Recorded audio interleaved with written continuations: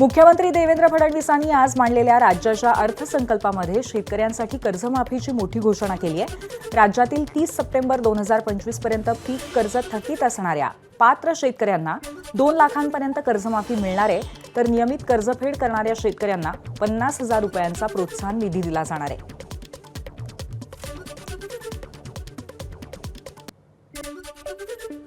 राज्यातील 30 सप्टेंबर 2025 रोजी पीक कर्ज थकीत असणाऱ्या पात्र शेतकऱ्यांना 2 लाख रुपयापर्यंत कर्जमाफी देणारी पुण्यश्लोक अहिल्यादेवी होळकर शेतकरी कर्जमाफी योजना मी आज जाहीर करत आहे। हे शेतकरी कर्ज घेऊन नियमित परतफेड करतात अशा शेतकऱ्यांना प्रोत्साहन देण्याच्या हेतूने नियमित कर्ज परतफेड केलेली असल्यास अशा पात्र शेतकऱ्यांना 50,000 रुपयापर्यंत प्रोत्साहनपर लाभ देण्यात येईल।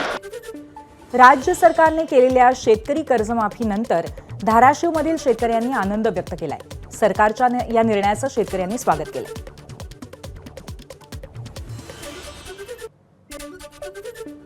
जे चालू बाकीदार आहेत त्यांना 50,000 पर्यंत प्रोत्साहन भत्ता कर्जमाफी व्हायला पाहिजे होती, थकीत राहायला पाहिजे होती, त्याचं भरणा त्यांनी वसूल केला पाहिजे होता। का बरं असं आम्ही कर्ज भरून वर्षाला नवजून करतो, आम्ही शेतातलं उत्पन्न पैसे भरतो, ह्याच्यावर आमच्यावर अन्याय झाला त्यांचा। तुमची काय प्रतिक्रिया आहे ह्या निर्णयावर मी पूर्ण सहमत आहे, कारण 2 लाखापर्यंत जे प्रतिक्रिया जे कर्जमाफी होणार आहे ते पण चांगली गोष्ट आहे, पण जे काय रेग्युलर भरतात त्यांच्यासाठी आणखीन काहीतरी उपाययोजना करायला पाहिजे, कारण तो जे काय रेग्युलर भरतात कस्टमर अथवा शेतकरी त्यांच्यासाठी पण शासनाने चांगला निर्णय घ्यायला पाहिजे। निदान शासनाने 50,000ची जी मदत देत आहे त्यापेक्षा 50% मदत द्यायला पाहिजे होती। निदान 1 लाखापर्यंत तरी जे रेग्युलर शेतकरी भरतात कर्ज, पीक कर्ज जे रेग्युलर भरतात त्यांना निदान 1 लाखापर्यंत तरी मदत जाहीर करायला पाहिजे होती। तर सरकारकडनं शेतकऱ्यांच्या तोंडाला पानं पुसण्यात आल्याचंही काही शेतकऱ्यांनी म्हटलंय।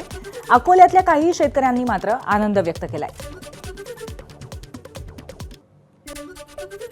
ज्या शेतकऱ्यांना एप्रिल महिन्यात कर्ज काढलं ते 30 सप्टेंबरमध्ये थकीत होऊच शकत नाही, मग त्यांना या योजनेचा फायदाच नाही। याच्यात देवाभाऊनं शब्द पाळलाच नाही, हे तोंडाला पानं पुसले गेले। बऱ्याच दिवसाच्या प्रतीक्षेमध्ये शेतकरी होतेच की आम्हाला कर्जमाफी झाली पाहिजे, तर आज आम्हाला उत्तम बातमी मिळाली। अहिल्याबाई होळकर योजनेअंतर्गत ही कर्जमाफी शेतकऱ्यांना पाहिजे होती ती खरंच चांगली मिळाली। आमचे जरासे असे आशा लावून होतो आम्ही समजा की सरसकट कर्जमाफी व्हावी, आणि आता याच्याबद्दल काय निकष येतील सरकारचे हे आम्ही आता पाहण्याची असं म्हणजे वाट पाहून राहिलो आतुरतेनं।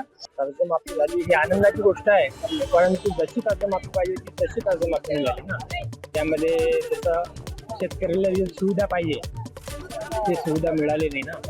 फक्त सरकार म्हणते कर्जमाफी झाली, पण ते सरसकट कर्जमाफी पाहिजे।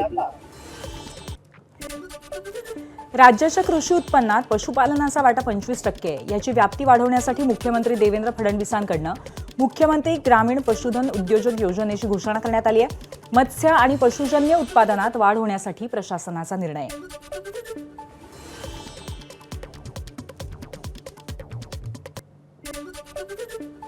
राज्याच्या कृषी उत्पन्नात पशुपालनाचा वाटा 25% आहे। ही व्याप्ती वाढवण्यासाठी आम्ही मुख्यमंत्री ग्रामीण पशुधन उद्योजक योजना सुरू करत आहोत। पशुसंवर्धन आणि मत्स्य व्यवसायाला आता कृषी समकक्ष दर्जा देण्यात आला आहे, त्यामुळे या क्षेत्रालाही शेतीप्रमाणे सर्व पायाभूत सुविधा आणि सवलती मिळतील, ज्यामुळे मत्स्य आणि पशुजन्य उत्पादनात मोठी वाढ होईल। गोपीनाथ मुंडे शेतकरी अपघात सुरक्षा सानुग्रह अनुदान योजनेत शेतमजुरांचा समावेश करण्यात येईल। मुख्यमंत्री देवेंद्र फडणवीस यांची घोषणा। तसंच येत्या 2 वर्षात महाराष्ट्र नैसर्गिक शेती अभियान या योजनेचीही घोषणा करण्यात येईल। फडणवीसांची माहिती। मुख्यमंत्री ग्राम सडक योजना टप्पा 1 अंतर्गत 97% कामे 30,000 किलोमीटरपेक्षा जास्त पूर्ण झाली असून उर्वरित कामे मार्च 2026 पर्यंत पूर्ण करण्याचे नियोजन आहे। टप्पा 2 अंतर्गत 2450 किलोमीटर रस्त्यांची कामे पूर्ण झाली असून उर्वरित कामे प्रगतीपथावर आहे। आता आम्ही टप्पा 3 घोषित करत असून त्या अंतर्गत 23,000 किलोमीटर लांबीचे रस्ते व पुलांची कामे हाती घेण्यात येतील. मुख्यमंत्री ग्रामसडक योजनेअंतर्गत तिसऱ्या टप्प्यातील कामं हाती घेणार असून यात 23,000 किलोमीटर लांबीचे रस्ते आणि पुलाचं काम करण्यात येईल. मुख्यमंत्री देवेंद्र फडणवीसांची अर्थसंकल्पात घोषणा. तसंच पहिल्या टप्प्यातील कामं मार्च अखेरपर्यंत पूर्ण करणार असल्याची माहिती. महायुती सरकार स्थापन झाल्यानंतर आतापर्यंत 1,20,000 पदभरती करण्यात आली असून पुढील कालावधीत टप्प्याटप्प्यात महाराष्ट्र लोकसेवा आयोग व इतर यंत्रणाच्या माध्यमातून आणखी 75,000 पदांची पदभरती करण्यात येणार आहे. राज्यात MPSC आणि इतर यंत्रणांच्या माध्यमातून आणखीन 75,000 पदांची भरती करण्यात येणार. मुख्यमंत्री देवेंद्र फडणवीसांची मोठी घोषणा. तर महायुतीचे सरकार स्थापन झाल्यापासून आतापर्यंत 1,20,000 कर्मचाऱ्यांची पदभरती झाल्याची फडणवीसांची माहिती.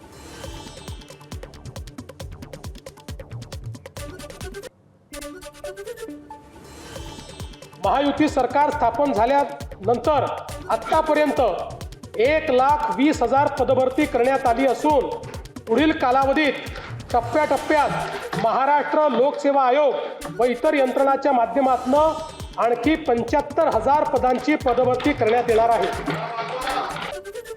मुख्यमंत्री माझी लाडकी बहीण योजना सुरू राहणार आहे. मुख्यमंत्री देवेंद्र फडणवीसांची अर्थसंकल्प सादर करताना माहिती. तर योजनेसाठी आवश्यक भरीव तरतूद केल्याचंही फडणवीसांचं वक्तव्य.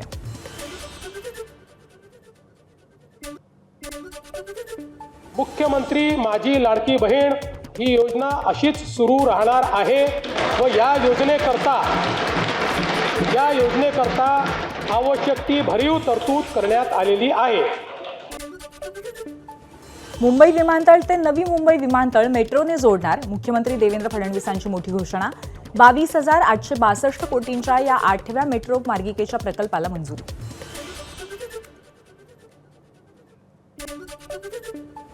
मुंबई मेट्रो मार्गिका 11 हा 23,487 कोटी रुपये किमतीचा पूर्णतः भूमिगत प्रकल्प हाती घेण्यात आला आहे. या प्रकल्पाचा विस्तार धारावी पुनर्वसन प्रकल्पातून पुढे वांद्रे उपनगरीय स्थानक व वांद्रे टर्मिनसपर्यंत करण्याचे नियोजन आहे. मुंबई विमानतळ आणि नवी मुंबई विमानतळ यांना जोडणारा मुंबई मेट्रो मार्ग 8 हा 22,862 कोटी रुपये किमतीचा प्रकल्प हाती घेण्यात येणार आहे. तळोजा ते खांदेश्वर नवी मुंबई मेट्रो मार्ग 2 या 5,575 कोटी रुपये किमतीच्या प्रकल्पामुळे नवी मुंबई विमानतळापर्यंत वाहतूक व्यवस्थेत लक्षणीय सुधारणा होईल. राज्यातल्या खेळाडूंसाठी मिशन ॲथलेटिक्स योजना सुरू करण्यात येणार. मुख्यमंत्री देवेंद्र फडणवीसांची अर्थसंकल्प सादर करताना घोषणा. 12 खेळांसाठी राज्यभरामध्ये 8 सेंटर्स उभारण्यात आली असून लवकरच अजून 4 सेंटर्स उभारण्यात येणार आहेत. फडणवीसांची माहिती.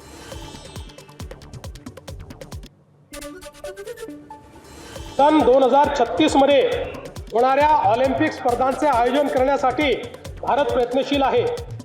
राज्यातून जास्तीत जास्त खेळाडूंनी ऑलिम्पिकमध्ये सहभाग नोंदवावा याकरिता मिशन लक्ष्यवेध योजनेअंतर्गत athletics, badminton, boxing, weightlifting, hockey, कुस्ती, archery, shooting, rowing, sailing, lawn tennis व टेबल टेनिस या 12 खेळांचे राज्यस्तरावर 8 हाय परफॉर्मन्स सेंटर सुरू करण्यात आले आहेत. आणखी 4 अशाच प्रकारचे केंद्र सुरू करण्यात येतील. दिवंगत नेते अजित पवारांना श्रद्धांजली म्हणून त्यांचं भव्य स्मारक उभारण्यात येईल. तसंच त्यांच्या नावे गतिमान नागरी सुविधा पुरस्कार देण्यात येतील.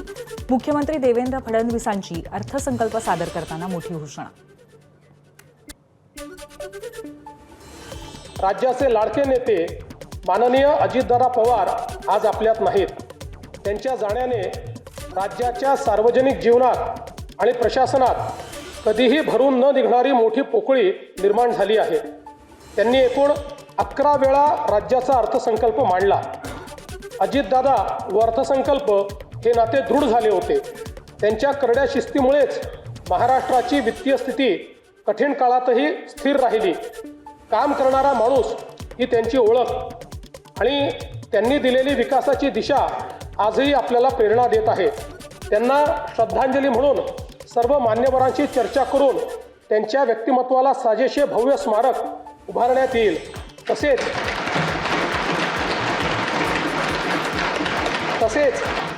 त्यांच्या नावे गतिमान नागरी सेवा पुरस्कार देण्यात येईल असे मी जाहीर करतो.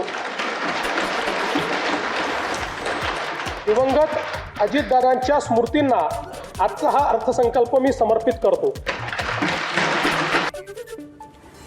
जब इरादा बना लिया है ऊंची उड़ान का, फिर देखना फिजूल है कद आसमान का.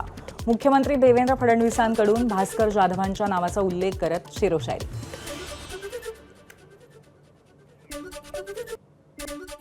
जब इरादा बना लिया है ऊंची उड़ान का, भास्कर राव, जब इरादा बना लिया है ऊंची उड़ान का, फिर देखना फिजूल है कद आसमान का.